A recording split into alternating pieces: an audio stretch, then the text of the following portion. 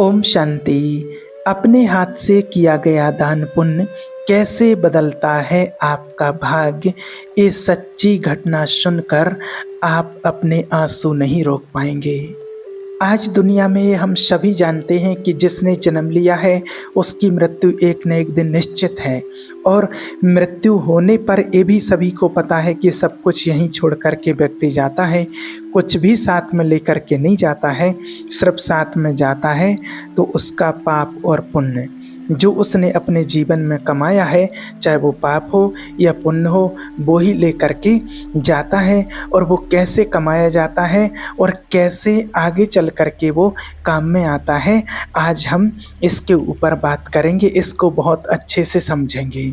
देखिए, एक पिता ने अपने बेटे को 100 रुपये लेकर के बाज़ार भेजा। बेटा 100 रुपये लेकर के बाज़ार गया तो वहाँ पर एक मदारी बंदर को नचा रहा था। मदारी बंदर को नचा रहा था, खेल हो रहा था बंदर का। तो वो बेटा वहाँ जा कर के नाच देखने में लग गया। नाच पूरा हुआ तो बंदर ने कटोरा उठाया, सबसे मांगा, तो किसके पास जितने रुपए थोड़ा बहुत जिसके पास जो था वो डाल दिया। और इस बेटे के पास 100 रुपये थे, पिता ने दिया था बाजार से फल लाने के लिए। और जो बेटे के पास 100 रुपये थे वो उसने बंदर के कटोरे में डाल दिए और बंदर कटोरा लेके चला गया, मदारी चला गया। अब उसको याद आया कि मैं 100 रुपये लेकर के आया था, और याद आया कि पिताजी ने तो बाजार से फल लाने के लिए भेजा था। और वो फल की दुकान में गया, फल वाले से फल मांगा तो दुकानदार ने कहा कि भाई पैसे दो। उसने कहा कि पैसे तो नहीं हैं। तो दुकानदार ने कहा कि फिर फल कैसे मिलेंगे, जाओ फल नहीं मिल सकते। वो वापस खाली हाथ अपने पिता के पास आया। पिता ने पूछा, बेटा फल ले आए? नहीं पिताजी, नहीं लाया फल। क्यों बेटा, क्यों नहीं लाए हो? चलो, बोले कि मैं फलों की दुकान तक पहुंचा तब तक मैं लेट हो गया था, इसलिए फल नहीं ला पाया हूं। तो चलो कोई बात नहीं, तो पैसे वापस करो। पिता ने कहा पैसे वापस दो। तो बेटा ने कहा कि पिताजी पैसे तो खर्च हो गए हैं। कहाँ खर्च हो गए हैं? बोले मदारी बंदर को नचा रहा था, अच्छा लगा और वहाँ पैसे खर्च हो गए। पैसे दिए किसके लिए थे? फलों के लिए। खर्च कहाँ कर दिए? बंदर के नाच में। एक छोटी सी कथा, छोटी सी घटना आपको बताई है। अब इसकी वास्तविक रहस्य इसका क्या है, इसको हमें अपने जीवन में कैसे लेना है, इसका वास्तविक अर्थ क्या है। एक पिता ने अपने बेटे को कितने रुपए दिए थे? 100 रुपये। तो वो पिता है परमात्मा और वो बेटा है आप, हम सभी आत्माएं। 100 रुपये दे करके भगवान ने हमें इस दुनिया में भेजा है। 100 रुपये यानी कि 100 साल की उम्र।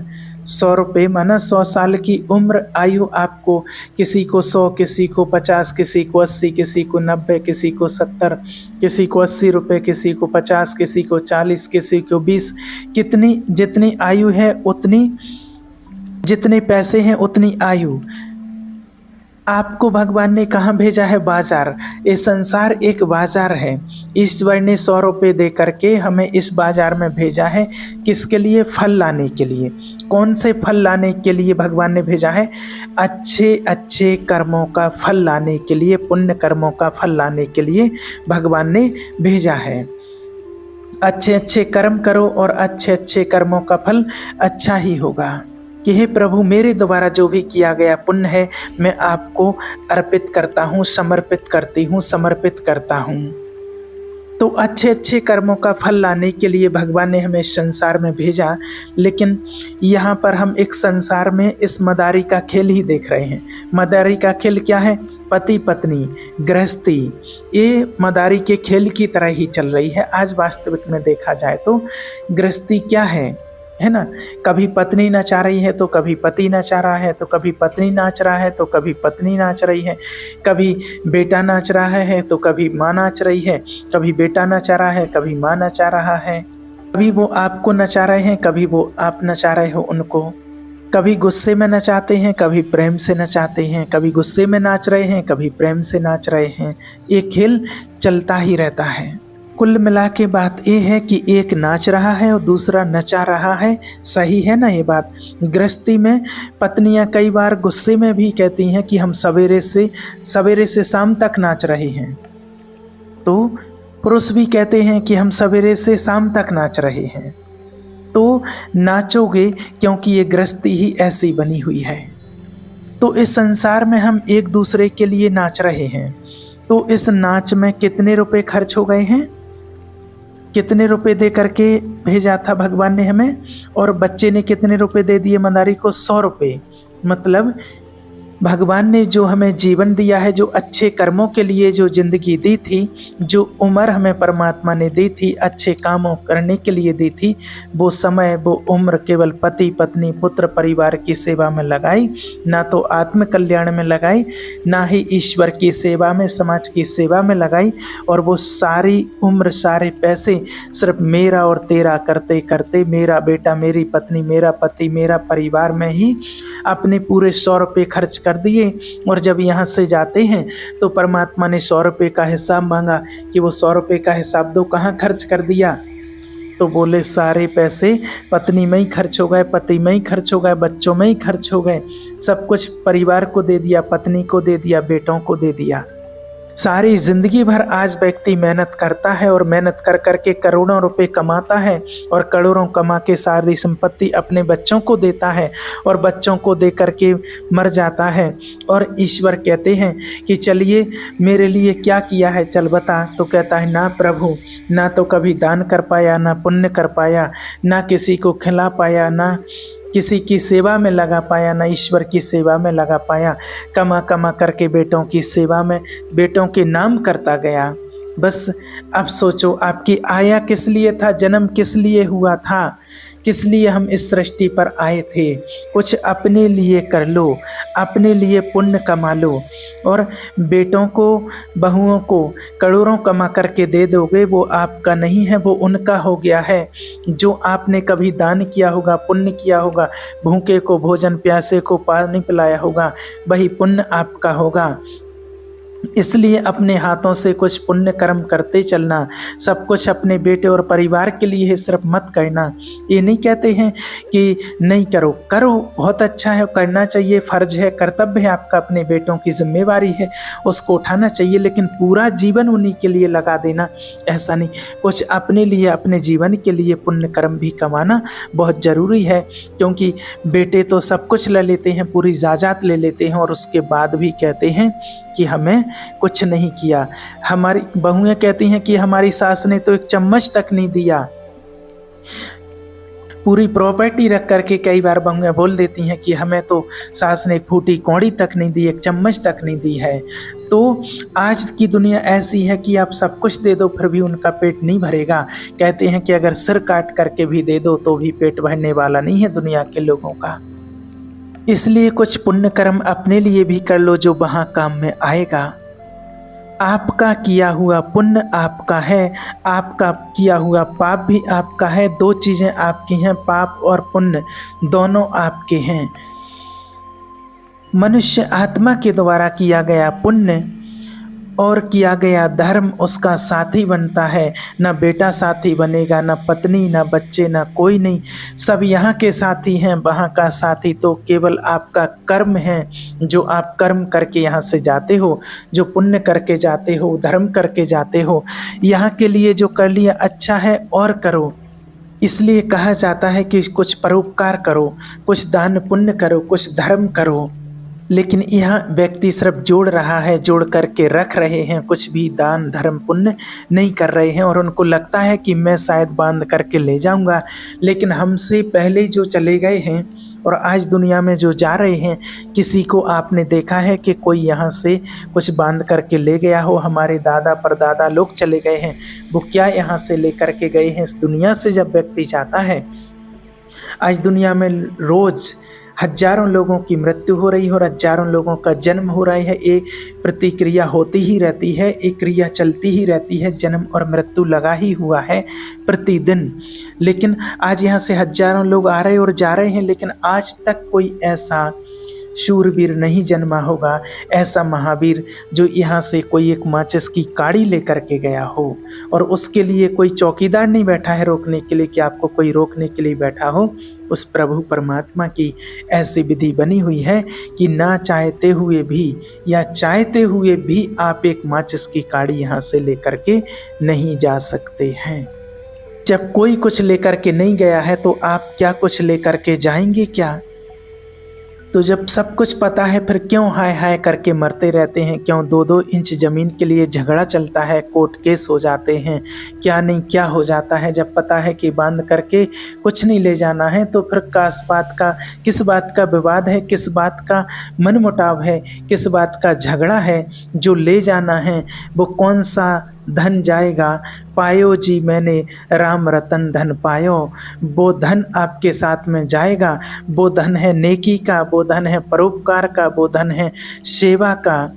वरना जो 100 साल की जो उम्र है आपकी, जब इसका हिसाब ईश्वर मांगेंगे तो उसका हिसाब दे नहीं पाएंगे। अच्छा, आप खुद चेक कीजिए, आप खुद बताइए कि आपकी अभी तक जो उम्र निकल गई है, किसी की 30 है, 40 है, 50 है, 70 है, 80 है, 100 है, तो आप चेक कीजिए कि इसमें आपने ज़्यादा क्या किया है? ज़्यादा पुण्य किया है या पाप किया है? आप खुद बोलिए, क्या ज़्यादा किया है? आप खुद चेक कीजिए। आप अपने अंदर अपने आप से बताओ, किसी और को नहीं बताओ, अपने आप से पूछ लो, अपने आप से बात करो कि आपने ज़्यादा इतनी उम्र में क्या किया है? आपने ज़्यादा पुण्य किया है या पाप किया है? और दिल से आप पूछोगे तो सबकी अंतरात्मा यही कहेगी कि हमने पाप ज़्यादा किए हैं। और ये भी सबको पता है कि जो पाप कर्म करते हैं तो उस पाप का दंड भी भोगना पड़ता है, उसका फल भी भोगना पड़ता है, उससे कोई बच नहीं सकता है, फिर भी करते रहते हैं। तो अभी भी आप जान रहे हैं कि ये करना गलत है और फिर भी गलत काम कर रहे हैं। इसका जिम्मेवार कौन है? कौन? स्वयं है हम जिम्मेवार। तो फिर क्यों हम ऐसा काम करते हैं और फिर भगवान को दोष देते हैं कि भगवान ने हमारे साथ ऐसा किया है? हमें एक एक श्वास श्वास का हिसाब देना पड़ता है, एक एक श्वास का, एक एक संकल्प का हिसाब होगा। जैसे यहाँ सरकार को हिसाब देना पड़ता है ना, इनकम टैक्स देना पड़ता है, कितनी आपकी कमाई है महीने की, 6 महीने की, साल की, तो वो उसका इनकम टैक्स देना पड़ता है, उससे बच नहीं सकते हैं और उसकी फाइल बनती है। सरकार को हमें एक एक रुपए का हिसाब देना पड़ता है, हर महीने, या हर महीने में नहीं तो 6 महीने में या फिर 1 साल में, तो उसका रिटर्न देना ही पड़ता है। जब सरकार को हिसाब देना पड़ता है, सारी कमाई का हिसाब देना पड़ता है कि आपकी कितनी कमाई है, तो जो सारी ज़िंदगी में किया है कर्म, पाप या पुण्य, वो भी तो भगवान को उसका हिसाब देना पड़ेगा। हिसाब मांगेंगे वो आपसे कि आपने क्या किया है, पर उस टाइम पर नजरें उठा पाएंगे या नहीं। यहाँ खाओ पियो मौज करने नहीं आए हैं, सिर्फ यही करने नहीं आए हैं। यहाँ ईश्वर को पाने, अपने उद्देश्य की पूर्ति करने के लिए, अपने को देवतुल्य बनाने के लिए, पुण्य आत्मा बनाने के लिए हम यहाँ पर आए हुए हैं। इसलिए कुछ अच्छा कर चलो। कोई नहीं रहा इस धरती पर और ना कोई रहेगा। कोई नहीं यहाँ पर अमर है, ना कोई बचा है। राज राजे रहे, ना वो रानी रही, ना बुढ़ापा रहा, ना जवानी रही, वस्तु हर एक आनी व जानी रही। अंत में लखपति को न धेला जोड़ा, जब हंस उड़ा, जब अकेला ही उड़ा। कहते हैं ना, कोठी बंगले सब बने के बने रह गए, हीरे मोती सब जुड़े के जुड़े रह गए। अंत में लखपति को ना धेला जुड़ा, और हंस जब भी उड़ा है तो अकेला ही उड़ा है। तो देखिए, जाना तो सबको है, मृत्यु तो सबकी होती है, मरना तो सबको ही है। हिटलर का नाम आपने सुना होगा, बहुत लोगों ने आप सब में से सुना होगा हिटलर का नाम। हिटलर को जानते होंगे। एक हिटलर नाम का व्यक्ति था, उसने इस दुनिया में लाखों लोगों को मारा था। ऐसा व्यक्ति था। कैसे मारता था वो हिटलर? बड़ी भट्टी बनवा रखी थी उसने, उसमें आग जलती रहती थी, और यहूदियों को सबसे ज़्यादा यहूदी धर्म के लोगों को उसने मारा था। इस धरती का आज तक अगर कहा जाए आज तक का सबसे क्रूर व्यक्ति हिटलर माना गया है। इस दुनिया में सबसे क्रूर व्यक्ति माना गया है उसको। आग जलती थी, छोटे छोटे बच्चों को ले जाके आग में फेंक देता था, स्त्रियों को आग में फेंक देता था, पुरुषों को आग में फेंक देता था। और उसे तड़पता हुआ जब वो देखता था, जब वो तड़पते थे, चिल्लाते थे, चीखते थे, बच्चों की चीख सुन के हंसता था, बहुत हंसता था, खुश होता था। कितने लाख लोगों को मारा, 1 लाख तो रिकॉर्ड है ना, लिखित में 1 लाख हैं, और जो लिख नहीं पाए वो तो ना जाने कितनों को उसने मारा होगा। लाखों लोगों की हत्या इसने निर्मम हत्या की थी। अब आपको कहना ये चाहते हैं, ये बताना चाहते हैं कि एक था हिटलर ना, जो बड़ा दुष्ट था, और एक हुए हैं श्रवण कुमार, जो अपने माता पिता की सेवा करते थे। और आप बताइए, आज की जो डेट चल रही है वर्तमान में, तो आज के समय में ना तो हिटलर है और ना ही श्रवण है। समय ने सबको निगल लिया है। हिटलर भी नहीं बचे और श्रवण कुमार भी नहीं बचे हैं। दोनों मृत्यु को प्राप्त हो गए हैं, दोनों गए, लेकिन एक मर के दुष्ट कहला रहा है और एक मरकर भी सबके दिलों में राज कर रहा है, सबके दिलों में जिंदा है। तो मरेंगे तो सब जाना सबको है, पर कोई मरकर भी जिंदा रह जाता है और कोई जिंदा रह कर के भी मरे से भी बुरा हो जाता है। बस यही अंतर है। इसलिए खाओ पियो मौज करो की पॉलिसी नहीं अपनाइए कि खाओ पियो और मौज करो, एक कहने आए हैं नहीं। कभी जब पैदा भये जग हंसे हम रोएं, और अब करनी ऐसी कर चलो कि हम हंसें और जग रोए। समय तो हमें भी एक न एक दिन निकल जाएगा, लेकिन जब मरेंगे तो मरने के बाद लोग याद करेंगे कि जब तक जीता रहा तब तक समाज की सेवा करता रहा, ईश्वर की सेवा में रहा। हम आग लगाने वालों में नहीं, आग बुझाने वालों में अपना नाम लिखवाएंगे। आग लगाने वालों में हमें अपना नाम नहीं लिखवाना है। एक बार क्या हुआ, एक जंगल में आग लगी हुई थी, और जंगल में जैसे ही आग लगी तो वहाँ पर पक्षियों के छोटे छोटे बच्चे थे, किसी के अंडे थे, किसी के छोटे छोटे बच्चे थे। तो आग लगी तो वो उड़ नहीं सकते थे, उनके पंख नहीं निकले थे, वो चीख रहे थे, चिल्ला रहे थे जब वो जिंदा जल रहे थे। तो बहुत लोग थे, देख रहे थे, सब कह रहे थे आग लगी है, क्या होगा, कैसे होगा। वहीं पर एक चिड़िया थी और वहीं बाजू में एक नदी बह रही थी। तो वो नदी में अपनी चोंच में, अपने मुंह में थोड़ा सा पानी भर के, थोड़ा ही बनेगा, 2 बूंद 1 बूंद बनेगा चिड़िया के मुख में, तो जानते ही हैं, और वो भर के ले जा रही थी और उस आग में डाल रही थी। अब ये देख देख करके बना वो चिड़िया जल्दी से जाए, उसमें डाल के आए, फिर आए दौड़ के, फिर भर के ले जाए। तो वहाँ खड़े लोग सभी देख रहे, तो हंस रहे थे कि देखो तो चिड़िया कैसी है, इसके पानी से क्या होगा, इतने से पानी से। वो कहने लगे लोग उससे कि भाई इतने से पानी से तुम्हारे क्या होगा, इतनी भयंकर आग जल रही है। तो वो चिड़िया कहने लगी कि मुझे भी पता है कि मेरे 2 बूंद पानी से कुछ नहीं होगा और ना आग बुझेगी, लेकिन जिस दिन गणना होगी तो मेरा नाम बुझाने वालों में लिखा जाएगा, ना कि लगाने वालों में या हंसने वालों में। तो देखिए, समय दोनों को ही निगल जाता है, ना तो आग लगाने वाला रहेगा और ना ही आग बुझाने वाला। मरेंगे तो सभी, ऐसा नहीं कि हम मरेंगे नहीं, लेकिन आपसे बस एक बात यही कहना चाहते हैं कि आप आग लगा के पसंद करना चाहोगे या आग बुझा के पसंद करना चाहोगे। ना आग लगाने वाला बचेगा, ना आग बुझाने वाला बचेगा, लेकिन जब न्याय होगा, कर्म का फल मिलेगा, तो लगाने वालों को अलग मिलेगा और बुझाने वालों को अलग मिलेगा। यहाँ से हमें वहाँ जाना है परलोक हिसाब किताब देने।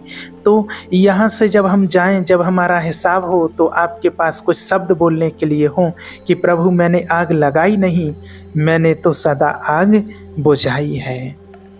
हर किसी के दिल की, परिवार की आग बुझाई है। इसलिए आपका परम कर्तव्य है, परम धर्म है कि आप अपनी इंसानियत का परिचय दें और एक अच्छे इंसान बन करके अपना जीवन जिएं। तो यहाँ सिर्फ हम खाओ पियो मौज करने नहीं आए हैं, यहाँ अपना उद्देश्य है ईश्वर को प्राप्त करना, अपने जीवन को श्रेष्ठ बनाना, और अपने जीवन को श्रेष्ठ बना करके पुण्य कर्म करके अपने नए भविष्य का अच्छे से निर्माण करना। हमारा ये लक्ष्य है। स्वामी विवेकानंद जी भी सभी उनको जानते हैं, वो भी इस दुनिया से चले गए हैं, ईश्वर के धाम को चले गए हैं। आज प्रतिदिन लोग और जा रहे हैं, शराबी, अत्याचार, पाप कर्म करने वाले भी लोग मर रहे हैं, जा रहे हैं। कितने मूर्ख ऐसे मर गए हैं, लेकिन उनको आज तक किसने याद किया। और एक विवेकानंद जी भी आज मृत्यु को प्राप्त होकर के भी सबके दिलों में जिंदा हैं, सबके दिलों में जिंदा रह रहे हैं।